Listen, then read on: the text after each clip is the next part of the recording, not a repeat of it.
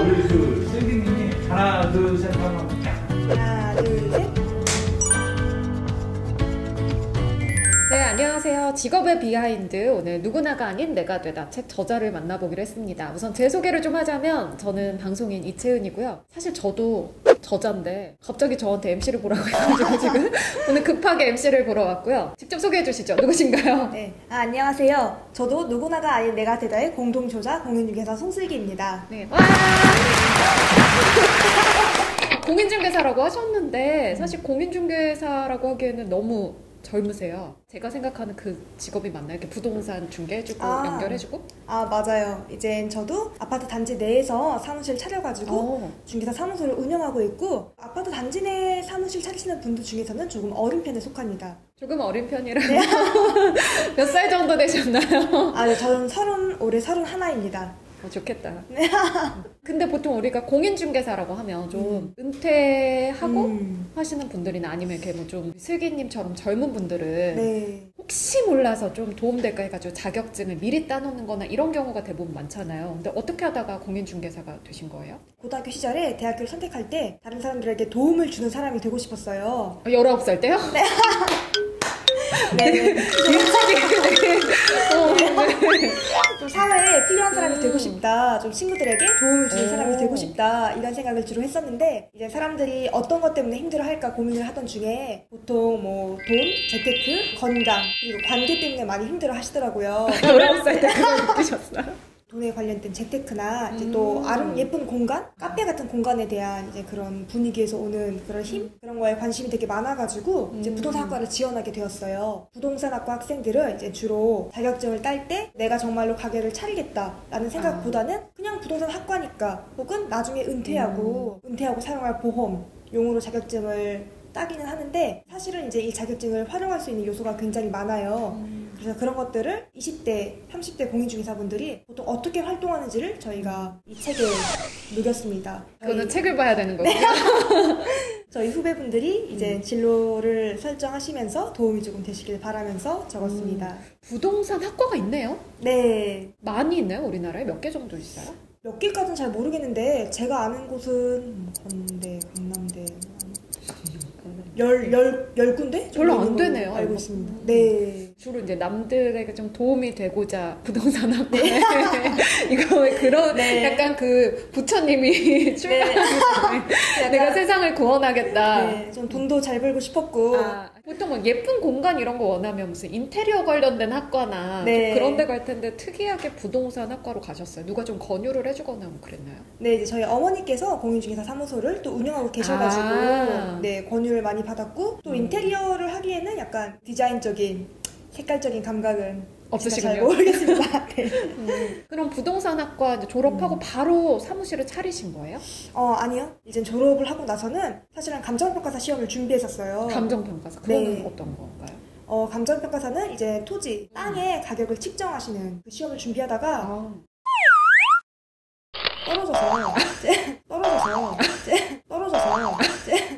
떨어지는 와중에 성취감을 느끼고자 공인중개사 시험을 도전을 했는데, 이제 붙게 돼가지고 법인에 취업을 해서 여러 가지 그 경험을 쌓다 보니까 너무 저와 잘 맞더라고요. 네, 그래가지고 계속 이 길로 오게 되었습니다. 그럼 얼마나 하신 거예요, 지금 일을? 법인 경력하고 사무실 경력 합하면은 5년 정도. 5년 정도? 네. 그럼 원래 이제 회사에 다니시다가 부동산 그런 중개법인? 네. 이런 데 다니시다가 이제 개인 사무실을 네. 내신 거. 사장님이네요? 네. 사장님입니다. 멋지네요. 자, 그러면 공인중개사 지금 준비하시는 분들도 굉장히 많으시잖아요. 네. 그 시험을 좀 잘 볼 수 있는 노하우, 합격 노하우 이런 것도 있을까요? 합격 노하우. 몇 번 만에 합격하셨어요? 저는 순서대로 차근차근 잘 붙었습니다. 한 번에 합격하셨군요. 노하우라고 하면은 이제 초반에 공인중개사 시험을 준비하실 때 가장 당황하시는 부분이 좀 용어가 많이 어려워요. 약간 질권, 지상권 이런 식으로.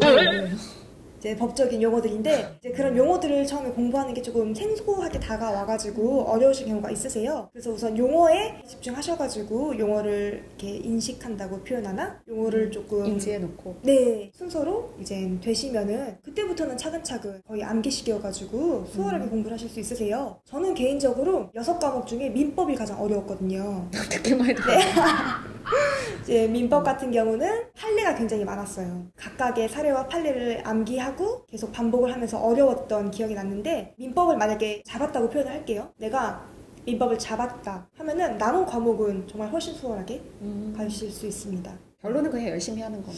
아 그쵸. 거의 암기여가지고 열심히 외우시는 거를. 그럼요. 원래 모든 공부는 국영수를 중심으로 차근차근 다 해야 되는 거거든요. 네.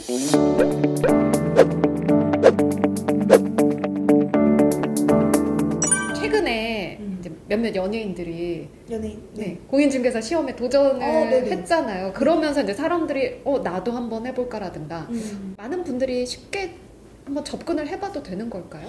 쉽게? 쉽게는 아니지만 그래도 나도 한번 해봐야겠다. 네.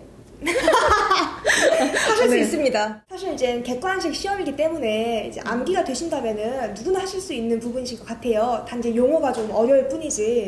네. 누구나 도전 네. 가능하십니다. 저는 뭐 시험은 엄두를 못 내겠더라고요. 일단 너무 진짜 말씀하신 대로 용어가 너무 어려워가지고. 근데 어느 이제 이렇게 좀 도움을 받아보려고 막 찾아봤더니 어떤 학원 같은 데서는 합격하면 이제 오. 전액 환불을 해준다든가 오. 이렇게 환급을 해준다 이런 경우도 있던데 그게 합격하기가 어려워서 그런 건가요? 아니면 그냥 뭐 학원의 영업일까요? 합격 퍼센테이지가 20%라고 알고 있어요. 어렵군요. 하지만 20% 안에 드실 거잖아요. 아 맞아. 우리 그 슬기님이 책에 보니까 항상 전교 20등 안에 들었다고 자랑을 해놓으셨더라고요. 네.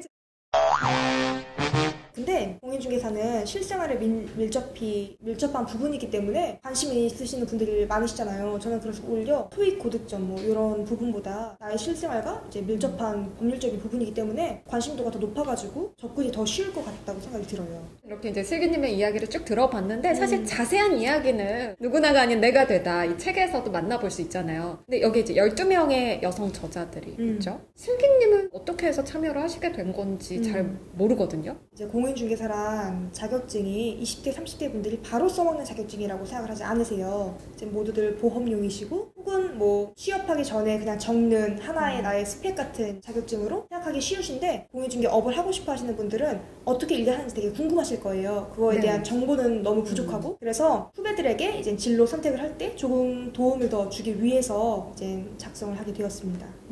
어려운 점 없으셨어요? 책 쓰면서?